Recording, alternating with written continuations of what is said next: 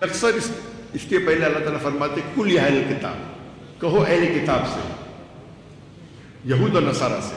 لیکن یہ آیت باقی غیر مسلم کے لیے بھی لاگو ہو سکتی ہے، چاہے وہ ہندو ہو چاہے بدھ ہو، ہر غیر مسلم کے لیے لاگو ہو سکتی ہے.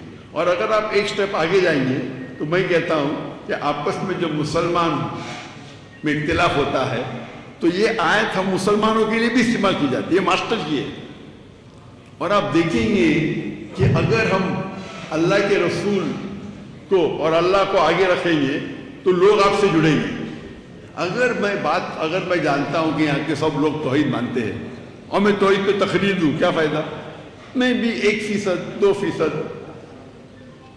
آپ کو فائدہ ہوگا. لیکن جب ہم توحید کی بات کرتے ہیں اور دیگر فرقے والے کو دعوت دیتے اللہ اور اللہ کے رسول کی، اور چھوٹی چھوٹی اختلاف کو بازو رکھتے ہیں، تو آپ دیکھیں گے آپ کی دعوت اور مقبول ہوگی. اور یہ اصول ہے کہ فتنہ قتل سے اور بدتر ہے. تو آپ دیکھیں گے کہ میں شیخ دیدار صاحب سے متاثر ہوا اور دعوت کے میدان میں آیا تو پہلے جب شروع کیا میں ایک دم نرم تھا، کوئی رزلٹ نہیں. پھر میں ماشاءاللہ ایک دم شیر بنا دیدار صاحب سے زیادہ. اس کے بعد پتہ چلا جو آیت میں پڑھتا ادعو الی سبیل ربک حکمہ سے بات کرو، کبھی نرم کبھی گرم کبھی سخت، لیکن اکثر نرم ہونا چاہیے. ضرورت ہے تو شیر کے جیسی بات کرو، لیکن شیر کو گرجنے کی ضرورت نہیں. وہ جنگل میں آ جاتا ہے تو لوگ سمجھ جاتے ہیں کہ یہ شیر ہے، گرجنے کی ضرورت نہیں. تو ہم اگر اس طریقے سے، ہمارا مین مقصد ہونا چاہیے کہ اللہ اور اللہ کے رسول کی طرف آئے، نہ کہ وہ ڈاکٹر ذاکر نائک کی تعریف کرے. اگر میں چاہتا ہوں ڈاکٹر ذاکر نائک کی تعریف کرے تو دنیا میں شاید مجھے تھوڑا شہرت مل جائے، لیکن آخرت میں بہت مشکل ہے. ہماری رضامندی ہے اللہ کی رضامندی. تو میں یہ نہیں کہتا ہوں کہ عقیدے پہ کمپرومائز کرو، کبھی بھی نہیں کہتا ہوں اور کبھی نہیں کروں گا.